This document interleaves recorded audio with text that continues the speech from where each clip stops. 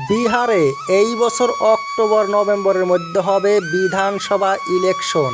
আর বিহারের ইলেকশনটা সারা ভারতের মধ্যে একটা বহুত গুরুত্বপূর্ণ হেভি ওয়েট ইলেকশন, কারণ এইটা হয়েছে মুখ্যমন্ত্রী নীতিশ কুমারের রাজ্য। আর নীতিশ কুমার এমন উল্টাপাল্টা কাজ করে যে সিট যদি কিছু কম পায়, মোদির সাপোর্টেও আর মুখ্যমন্ত্রী হইতে পারবে না। তখন মোদিজির সাথ ছেড়ে দিয়ে তেজস্বী যাদব আর কংগ্রেসের সাপোর্টে হবে মুখ্যমন্ত্রী। আর মোদির থেকে সমর্থন প্রত্যাহার করে মোদিকেও প্রধানমন্ত্রীর পোস্ট থেকে সরিয়ে দিবে। মোদিও প্রধানমন্ত্রী থাকবে না, নীতিশ কুমারও মুখ্যমন্ত্রী টিকে থাকবে। খেলাটা এমনই হবে, মোদি আর প্রধানমন্ত্রী থাকবে না বিহার ইলেকশনের পরে, মোদির শেষ। গত ইলেকশনে নীতিশ কুমার মাত্র 43টা সিট পেয়েছিল 243টা থেকে। সবচেয়ে বেশি পেয়েছিল লালু প্রসাদ যাদবের পার্টি আরজেডি। প্রধানমন্ত্রী মোদির বিজেপি পেয়েছিল 74টা সিট। মোদির 74টা আর নীতিশের 43টা যোগ করে হয় 117টা। সরকার গঠন করতে লাগে 122টা। ইপাশ দিয়ে কয়টা টান দিয়ে হয়েছিল নীতিশ কুমার মুখ্যমন্ত্রী। কিন্তু এইবার যদি কয়টা সিট কমে যায় নীতিশ কুমারের অবস্থাটা কি হবে? মোদির কয়টা মিলিয়েও তো মুখ্যমন্ত্রী হইতে পারবে না। আর তখন কি করবে নীতিশ কুমার?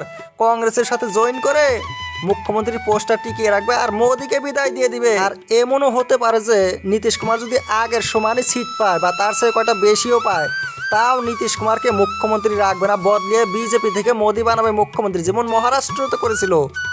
আর মোদি যদি নীতিশকে মুখ্যমন্ত্রী না রাখে, নীতিশ কি মোদিরে প্রধানমন্ত্রী রাখবে? নীতিশ কুমার ঘুইরা কংগ্রেসের সাথে লালু প্রসাদের সাথে জয়েন করে নিজের মুখ্যমন্ত্রী পোস্টটা টিকিয়ে রাখবে আর উপাস থেকে মোদিকে প্রধানমন্ত্রী চেয়ার থেকে বের করে দিবে, যাও তোমার আর কাজ নাই। নীতিশ কুমারকে পাল্টুরাম বলে, ওনার পাল্টি মারাটা অভ্যাস রয়েছে। হঠাৎ করে যে মোদিকে ছেড়ে দেবে একদম কোনো গ্যারান্টি নাই এই বিহার ইলেকশনের পরে।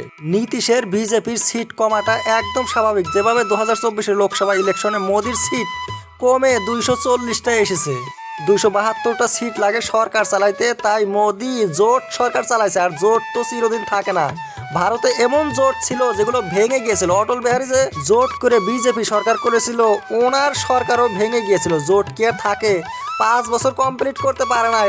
আরও অন্যান্য প্রধানমন্ত্রী ছিল ভারতে যাদের জোট ভেঙে গিয়েছিল, তেমনি মোদির জোটও ভাঙতে পারে। অন্যের আশা করে কি চিরদিন চলা যায়?